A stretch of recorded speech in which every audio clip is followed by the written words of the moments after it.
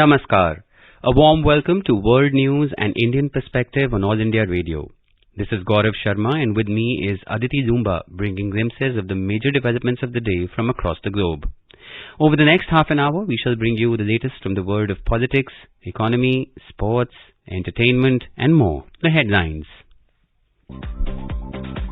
Russia and Ukraine sign agreement allowing export of millions of tons of grains from blockaded Black Sea ports. Third round of Foreign Office consultations between India and Ghana held in New Delhi. India registers tremendous growth in merchandise and service export in the last financial year. A total of $676 billion worth of exports were made in the last financial year. 68th National Film Awards announced. Bollywood actor Ajay Devgan and Tamil actor Surya jointly bagged the National Film Award for the Best Actor for their roles in Tanhaji the Unsung Warrior and Surarai Pottru. First Khelo India Fencing Women's League to begin from Monday at Talkatore Indoor Stadium in New Delhi. And in cricket, the opening encounter of the three-match one-day international series between India and the West Indies underway at the Queen's Park Oval in Port of Spain.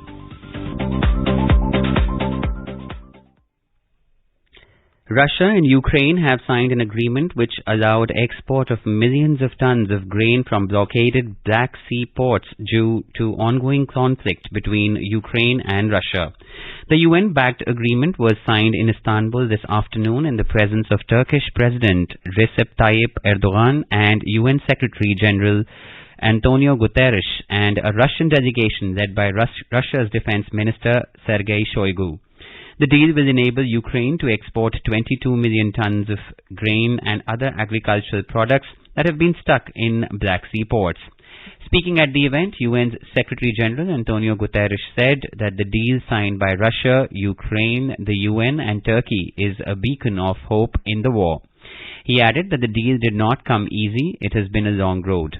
Welcoming the agreement, Turkish President Recep Tayyip Erdogan said, "We are proud to be instrumental in an initiative that will play a major role in solving the global food crisis that has been on the agenda for a long time." He said today's deal will help with food security and controlling inflation around the world. Ukraine is one of the world's largest grain producers and Russia has been blockading its major Black Sea ports. According to the UN, at least 22 million tons of grain are stuck in Ukraine due to ongoing conflict between Russia and Ukraine. The deal makes provisions for the safe passage of ships. A control center will be established in Istanbul, staffed by the UN, Turkish, Russian and Ukrainian officials to run and coordinate the projects. Ships would undergo inspections to ensure they are not carrying weapons. In Washington, State Department spokesperson Ned Price said that the US welcomes the agreement in principle. Price said, "What we're focusing on now is holding Russia accountable for implementing this agreement and for enabling Ukrainian grain to get to world markets. It has been far too long that Russia has enacted this blockade." Russia and Ukraine have signed an agreement which allowed export of millions of tons of grain from blockaded Black Sea ports due to ongoing conflict between Ukraine and Russia.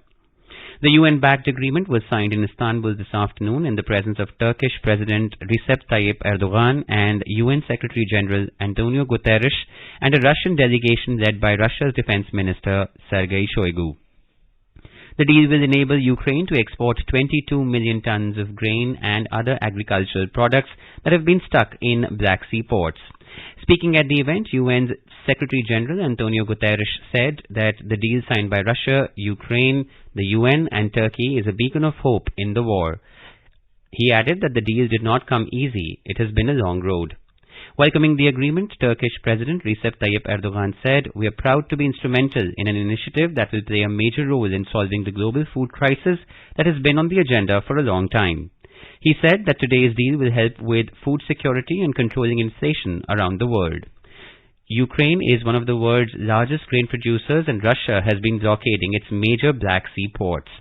According to the UN, at least 22 million tons of grain are stuck in Ukraine due to ongoing conflict between Russia and Ukraine. The deal makes provisions for the safe passage of ships. A control center will be established in Istanbul, staffed by the UN, Turkish, Russian and Ukrainian officials to run and coordinate the process. Ships would undergo inspections to ensure they are not carrying weapons. In Washington, State Department spokesperson Ned Price said that the U.S. welcomes the agreement in principle. Price said, "What we are focusing on now is holding Russia accountable for implementing this agreement and for enabling Ukrainian grain to get to world markets. It's been far too long that Russia has enacted this blockade." The swearing-in ceremony of President-elect Draupadi Murmu will be held at Central Hall of Parliament on Monday. She will take oath as the 15th President of India. Ms. Murmu is the first tribal who will hold the country's top constitutional post. Draupadi Murmu, the NDA's presidential candidate, was elected president, defeating opposition nominee Yashwant Sinha. In view of the ceremony, Department of Personnel and Training has issued order directing partial closure of certain central government offices. The construction work of the new Parliament building also needs to be kept on hold during the time of the ceremony. As per the order, a total of 30 offices and buildings are required to be vacated by 6 a.m. on Monday for carrying out an anti-sabotage check. This exercise will continue till the ceremony is over. The buildings that would be vacated early include South Block, North Block, Rail Bhavan, Krishi Bhavan, Shastri Bhavan, Sanchar Bhavan, PTI Building, AIR, Sena Bhavan, Vayu Bhavan, Udyog Bhavan and Nirman Bhavan among others. These buildings would remain closed from 6 a.m. to 2 p.m. on 25th of July. Ahead of the swearing-in ceremony of the new president, Parliament will host a farewell to the outgoing President Ramnath Kovind in the Central Hall on Saturday evening. On Sunday, President Kovind will deliver his farewell address to the nation. The third round of Foreign Office consultations between India and Ghana were held in New Delhi on Friday. During the consultations, both the sides reviewed the entire gamut of bilateral relations covering political, economic, defense, cultural and capacity building measures. They discussed ways to further strengthen the close bilateral ties between India and Ghana. The two sides also exchanged views on regional and global issues of interest and agreed to enhance their cooperation in the multilateral fora. The talks were held in a friendly and cordial atmosphere. Both sides agreed to hold the next consultations at Accra in Ghana at a mutually convenient date. Our correspondent reports that relations between India and Ghana have traditionally been warm and are based on shared historical ties, values and vision. There have been regular visits taking place from both sides. The bilateral trade and Indian investment in Ghana has been growing steadily. The bilateral trade during 2021-22 was $2.6 billion. India is one of the largest investors in Ghana, and Indian companies had invested over $1.7 billion in Ghana, over 730 projects in diverse sectors including construction, manufacturing, trading, pharmaceuticals, agro-processing, services and tourism.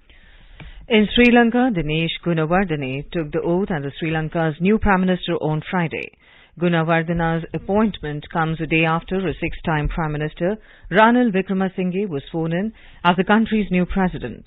On the other hand, security forces raided the main anti-government protest camp in the capital early this morning, arresting protesters and dismantling tents. Local media reported that hundreds of troops and police commandos moved onto the protesters outside the presidential offices in Colombo hours before they were due to leave the area. 9 people, including 2 who were injured, have been arrested by police. In today's Hotspot section, we bring you a discussion on the developments in Sri Lanka. In conversation are Veena Sikri, a former diplomat, and Manas Pratim Bhuyan, a journalist. Ambassador Sikri, we have seen massive political turmoil in Sri Lanka in the last few days, and days after President Gotabaya Rajapaksa had to flee the country, Prime Minister Ranil Wickremesinghe was made the acting president, and on Wednesday, Mr. Wickremesinghe was elected as the president of Sri Lanka. And today, a new Prime Minister was appointed to deal with the current situation in Sri Lanka. Dinesh Gunawardene, a veteran political figure in Sri Lanka, was appointed the Prime Minister of the country. country today, along with a ministerial group of 17 cabinet ministers, had also been appointed to deal with the situation. How do you see, ma'am, the overall political situation in Sri Lanka? Do you expect that the situation will improve after appointment of the Prime Minister, his cabinet, as well as the election of President Ranil Wickremesinghe? Well, the situation in Sri Lanka has indeed been very, very serious. And they are passing through a crisis of unprecedented dimensions. They have run out of foreign exchange. They have reneged on their international debt, and there is no availability of products, food, fuel, fertilizers, pharmaceuticals. They're all enormously short supply, and the people are facing enormous hardships. As we know, and we know that the former president Gotabaya Rajapaksa left in a hurry. He went to Maldives. There was again protests against his stay there. Then he went to Singapore, and Singapore has just given a statement today that the former president has been given a short-term 14-day visa. So after that, what will happen is still unknown. But certainly, I would say that in Sri Lanka, the events of the last 2 or 3 days, particularly the election of the former Prime Minister Ranil Wickremesinghe as the president, election by the parliamentarians of all parties as president, I think this has been a step in the right direction. It is a very positive step, and I can hope, and I think many people would agree with me, that we can hope that there is a light now at the end of the tunnel. Of course, this is just the beginning. He has just been elected president. He has just today, as you said, nominated his prime minister. The prime minister has been sworn in, and the cabinet is being sworn in. So it is a step. But why I describe it as a positive step is for 2 or 3 reasons. First of all, the president himself, President Ranil Wickremesinghe, has focused in his speech and his address to the nation on 2 factors. First, he has not tried to minimize the crisis in any way. He has said that this is a very, very serious crisis, the worst that Sri Lanka has faced over the last 75 years. But together with this, his focus is on national unity to overcome the crisis. So he is talking very much in terms of national unity, of all the political parties coming together, and his effort is going to be to have government of national unity with representatives of all political parties coming on board, and so that they can move together in a consensus all together. They can put all their minds, the best thoughts, the best leaders can come together and collectively evolve solutions which will be acceptable to the people. Now, this is a very, very important point, because as we know that when the protests were at their height just a few days ago, less than a week ago, when the protests were at their height, the slogan of Go Gota Go, that was accompanied by Go Ranil Go. And when the protesters forcibly occupied the presidential palace, then they also forcibly occupied the Prime Minister's office. And worse than that, they set fire to former Prime Minister Ranil Wickremesinghe's personal home and destroyed his very valuable book collection of 2,500 books. And, it is a great traumatic event, losing your personal belongings and your home being set on fire. So in this situation, there has been and there is a lot of concern as to how the protesters would accept President Ranil Wickremesinghe, and how the response would be. Again, on this, I will say that on the whole, the response has been subdued. There have been some people who have said that no, but we wanted him to go as well.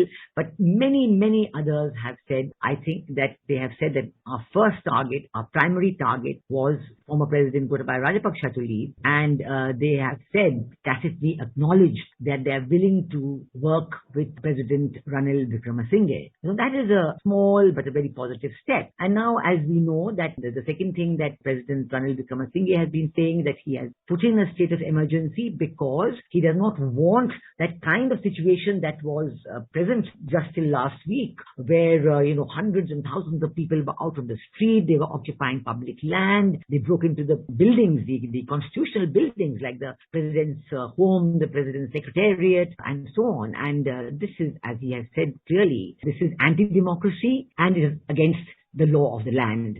So his focus is on bringing completely democratic setup where the law of the land is followed. And his appeal to the people is that the law of the land should be followed in every step that takes place. So I think among the first steps that the government of President Ranil Wickremesinghe is doing is to vacate these, the protesters, request the protesters to leave the presidential palace and other constitutional buildings that they had occupied. I think that is more or less being done, and it is hoped, there there was in fact a clash, on the public land that the protesters were occupying, but it was a small one. I think it has been overcome. And I really hope and pray that law and order, semblance of peace and calm and forward movement on the economic crisis goes ahead. Because, the important thing to realize is that it is not just the internal situation as such that is important for President Ranil Wickremesinghe and for the rest of the world. What is important is that unless a degree of calm and a democratic functioning returns to Sri Lanka, international aid will not arrive in Sri Lanka. We already know that the government of Japan, for example, Japan has been a great friend of Sri Lanka all these decades. The government of Japan said that we are not going to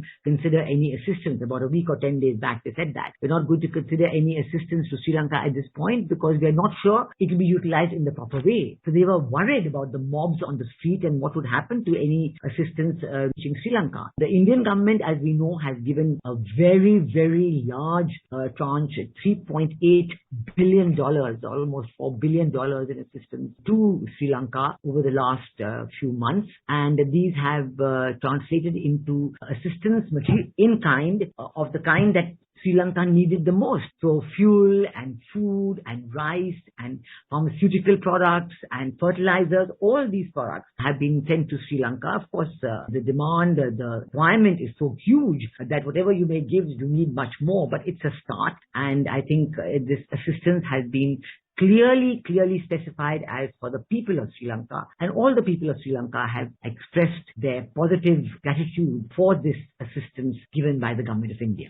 Ambassador Sikri, in fact, how do you see appointment of Dinesh Gunawardena as the Prime Minister of Sri Lanka, considering the fact that he is known to be a close ally of the Rajapaksa family? So do you think Prime Minister Gunawardena and President Wickremesinghe will be able to actually bring the political stability in the country, considering the fact that a number of protesters have still been demanding removal of President Wickremesinghe, saying that in fact he was also responsible for the economic mess? Actually, that was the reason behind the mass political, protest that was witnessed in Sri Lanka. So do you think this combination of President Wickremesinghe and Prime Minister Gunawardena will be able to bring stability to the island nation and restore the law and order situation, apart from, improving the economic condition? Because we all know that it was the unprecedented economic crisis that had triggered the public, mass protests that resulted widespread violence across Sri Lanka. So restoration of law and order as well as addressing the unprecedented economic crisis, both are very, very important for President Wickremesinghe as well as Prime Minister Gunawardena. So do you think, in fact, this combination of President Wickremesinghe and Prime Minister Gunawardena will be able to address the situation? Yes, this can certainly be, it's a very good question, and it certainly can be a matter of, it's the first question that comes to everybody's mind, that what will happen? Will President Wickremesinghe be accepted by the people? As you rightly said, and as I pointed out, there were demonstrations against him as well. And secondly, will he be able to bring not only law and order, but bring economic relief for the country from the international community? Now, I think the first thing is that he has been elected by the parliamentarians. That's very important. It's an election, this is the system, it's according to the Constitution of Sri Lanka, and it's very important that in these times of crisis, the Constitution of Sri Lanka has to be followed very, very carefully, because this is the paramount document of every country, and the Constitution of Sri Lanka has been very carefully followed. And the support that he has got has been huge. It was not a close election. The other person who stood was the person, there were three candidates, but the other main candidate was from the, also a former member of the SLPP, Sri Lanka People's Party. But the overwhelming majority voted for President Ranil Wickremesinghe. And I think the reason was that they felt that this was a safe pair of hands into which the crisis could be handled well. Safe because he has the experience. And certainly I agree with you that there would be a lot of criticism that, look, when you were Prime Minister maybe 6 times and this went wrong or the other went wrong, etc., etc. But on the whole, that experience of running a government is what is very, very valuable at this time, because you have to know not only how the government will be run, but the relationships you have with international entities, with foreign governments, with the IMF, with the World Bank. As we know that as Prime Minister of Sri Lanka right now, before the elections took place, Ranil Wickremesinghe was also the finance minister. And in that capacity, he had initiated talks with the IMF and with a number of other governments around the world for future assistance to Sri Lanka. So all this will come in very handy, because if you put a new person as president, you would have had to go back to square one. So I'm sure that the parliamentarians, when they voted for President Ranil Wickremesinghe, they took all these factors into account. And you are right that there have been some continuing protests, but the scale and the vehemence of these protests is very, very subdued now. And, as there were some reports from Sri Lanka were saying after President Ranil Wickremesinghe's election, I think they were saying there were maybe a couple of hundred people outside the presidential secretariat, compared to hundreds of thousands before, completely overrunning the place. So this is a very, very subdued situation. Having said all this, I think it's a good start for President Ranil Wickremesinghe that he had been able to get a prime minister who will possibly be successful in bringing all the groups together. Yes, you're right. I mean, for President Ranil Wickremesinghe himself, the people are saying, no, but was he close to Rajapaksa? And President Ranil Wickremesinghe himself said that, no, I am a friend of the nation first and foremost. I'm a friend of the people of Sri Lanka, and my effort will be to benefit the people of Sri Lanka. Now, that strong statement, I hope, will be accepted by the people, and it will help if all the people come together and work positively in maintaining law and order and in convincing the world community that Sri Lanka, which has been a remarkably successful economy all these decades, suddenly they have gone into a completely serious and unacceptable economic crisis. But to get out of it, they have to put themselves together and convince the world community that assistance should come. We are serious and responsible, and we will put the assistance to good use to get us out of this crisis. And the IMF, when they do give assistance, they have a lot of conditionalities. Those will be imposed. The people have to be ready to accept that. So it's a dialogue between the leadership, the new leadership, and the people that is very vital. And I think that the votes he received in the parliament from the parliamentarians is a good augury that the same people who voted for him, vast majority, should join him in the search for solutions, and in their respective constituencies, they should be able to get the people to go along. So it's a very serious effort, and you cannot at all minimize the effort, minimize the seriousness of the effort, because it is a major, major crisis. But, having said that, I think if everybody recognizes that, there is hope that they will be able to do it. And I am hopeful. I think, as I said, the light is there at the end of the tunnel. Mr. Sikri, thank you so very much for your overall perspective on the situation in Sri Lanka. Thank you.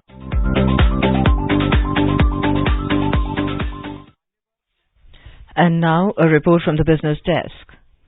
At the stock markets, rising for the sixth straight session, Sensex at the Bombay Stock Exchange climbed 390 points, or 0.7%, to close at 56,072 today. Nifty at the National Stock Exchange advanced 114 points, or 0.7%, to 16,719.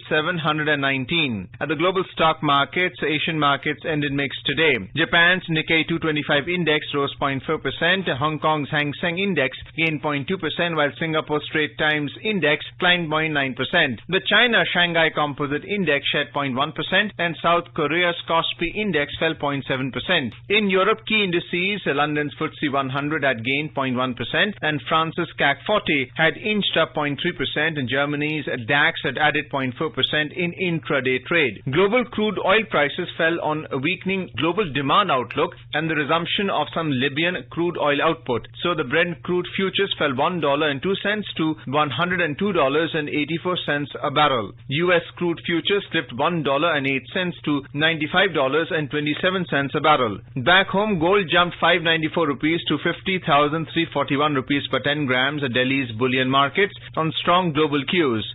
Silver surged by 998 rupees to 55,164 rupees per kilogram. In the international market, gold was trading higher at $1,718 per ounce, while silver was flat at $18.81 per ounce. And at the foreign exchange market, the rupee appreciated by 9 paise to 79 rupees and 86 paise against the US dollar. Arjun Chaudhary for World News, All India Radio.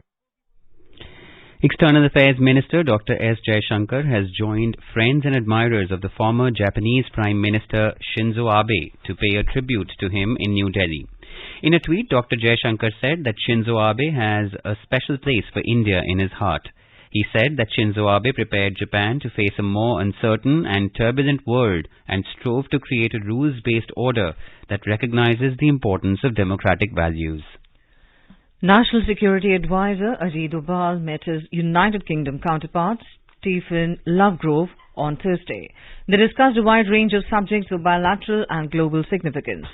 The focus was on specific and substantial outcomes to take the partnership forward in line with the vision of the Roadmap 2030.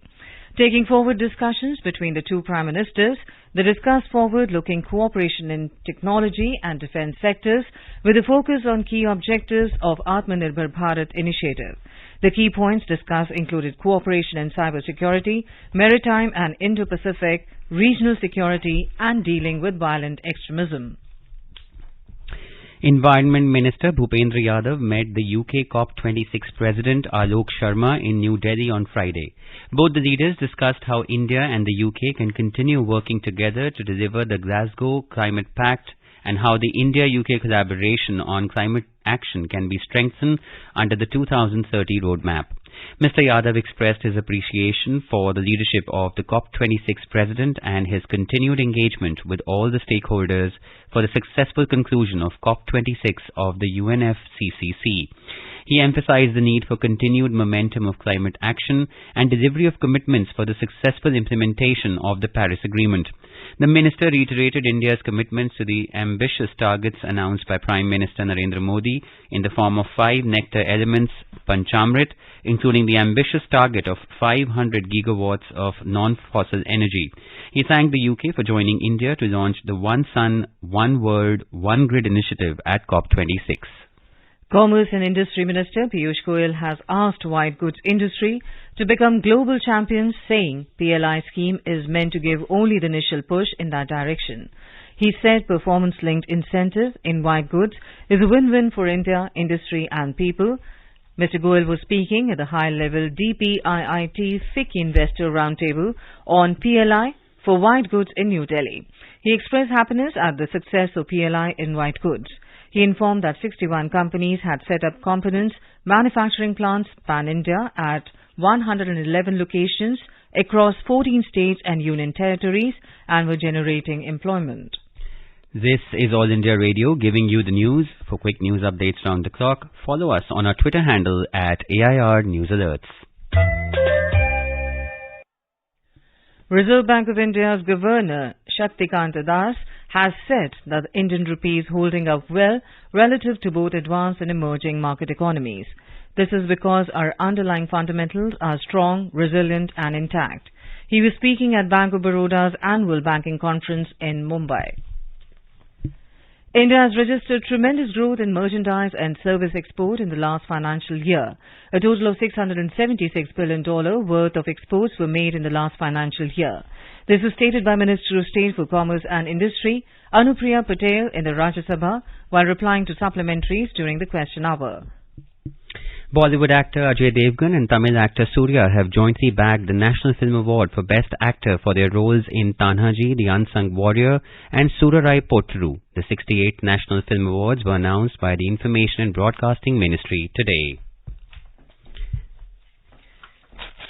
The first Khelo India Fencing Women's League will start from Monday at the Talkatore Indoor Stadium, New Delhi. Youth Affairs and Sports Ministry said the first of its kind national fencing competition for women will take place until 29th of this month. In cricket, India has set a victory target of 309 runs for the West Indies in the first ODI of the 3-match series at the Queen's Park Oval in Port of Spain today. And before we end the bulletin, let's take a quick look at the headlines again. Russia and Ukraine sign agreement allowing export of millions of tons of grains from blockaded Black Sea ports. Third round of Foreign Office consultations between India and Ghana held in New Delhi. India registers tremendous growth in merchandise and service export in the last financial year. A total of $676 billion worth of exports were made in the last financial year. 68 National Film Awards announced. Bollywood actor Ajay Devgan and Tamil actor Surya jointly bagged the National Film Award for the Best Actor for their roles in Tanhaji, The Unsung Warrior and Surarai Potru. And in cricket, in the opening encounter of the 3-match ODI series between India and the West Indies at the Queen's Park Oval, India set a victory target of 309 for the West Indies. And before we end the bulletin, let us listen to Mahatma Gandhi's favorite song, Vaishnav Jan.